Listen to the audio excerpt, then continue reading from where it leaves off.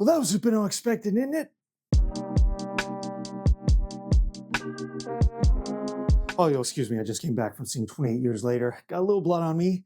It's actually been 18 years since the last entry in this franchise, and Danny Boyle has returned to revitalize it once again. Now, if you go all the way back to 2003, the first 28 Days Later was a game changer, not just for the zombie genre, but for digital cinematography. It feels so visceral, so real, and combined with Danny Boyle's style, it's a classic. 28 Weeks Later came out 4 years later in 2007. It actually did a decent job of building on the lore of the first and being a pretty cool allegory about the Iraq War invasion. It's definitely the action picture of this franchise, and it's an underrated sequel. Now that Danny Boyle has returned, has he revitalized the zombie genre once again?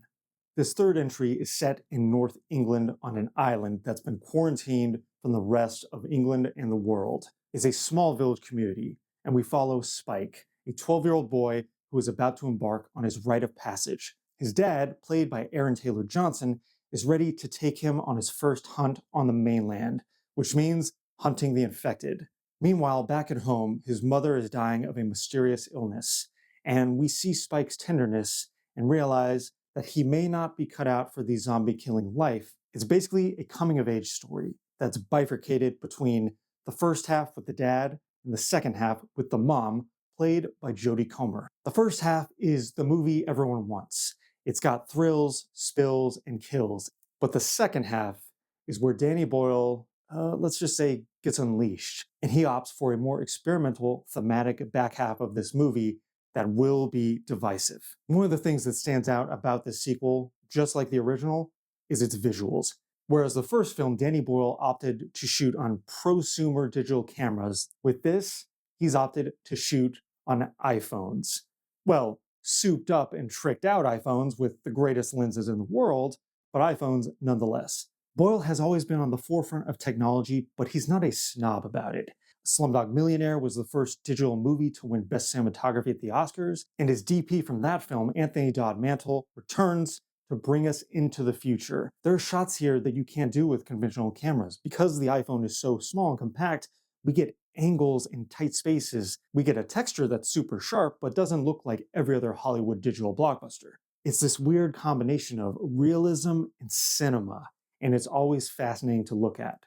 Danny Boyle is a filmmaker that likes to evolve, and the infected in this movie evolve too. That's kind of the hook of this film. But the storytelling is where the real evolution comes. Boyle has shuffled between more sentimental movies, especially his movies with kids, Millions, Slumdog Millionaire, and more wizened movies, Steve Jobs, T2, the Trainspotting sequel. With this film, he's kind of come out of retirement to blend the two together. It has the weariness of an old hand director who's getting back in the game and doing a genre that he helped rejuvenate, but he's also bringing a softness and humanity into the story. But that doesn't mean this is an ooey gooey movie. This is a twisted, dark tale, and Boyle's editing and style choices really convey that.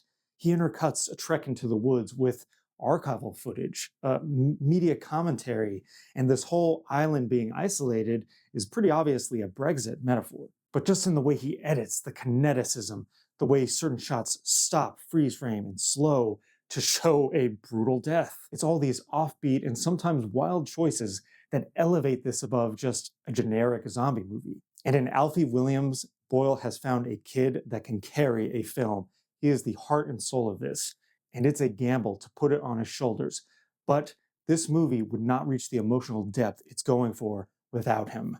Let's talk about depth, because this is actually a horror franchise that is deeper than most. Sure, there's run and gun zombies and barfing blood and crazy kills, but from the first film, there was always more an art house sensibility. There was always more on its mind, and you can tell Danny Boyle and his screenwriter, Alex Garland, have returned because they saw something in this franchise, potential, not just in what it can say about our current world, but what they can say about themselves as filmmakers who are 20 years older.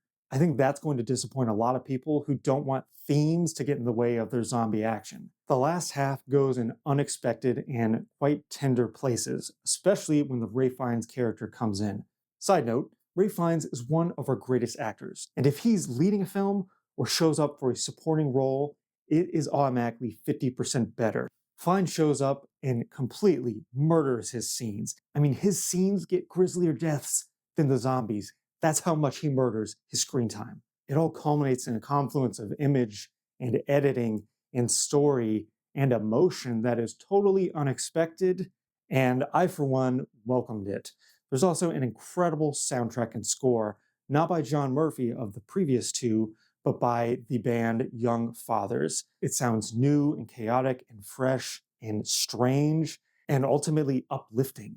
Now, the movie does neglect to end right where it probably should and instead set up the next movies in what's supposed to be a new trilogy. I wasn't crazy about that. It takes some big swings at the end, but it's not enough to dilute the surprising emotional power of where this movie leads. It seems like as the young directors are being just picked up by the mainstream studios to regurgitate things we've seen before, directors like Danny Boyle have enough cachet to push these genres forward. 28 Years Later may not be the sequel you expected after almost 20 years, but it's a wild, grisly, and surprisingly emotional experience that, if you let it take over, is rewarding in the end. I didn't expect this type of movie after waiting so long, but I was so surprised. I give 28 Years Later an exceptional 4 out of 5 stars. If you like this review, please like and subscribe or follow me on Letterboxd at RamirezS316. Tastes like zombie.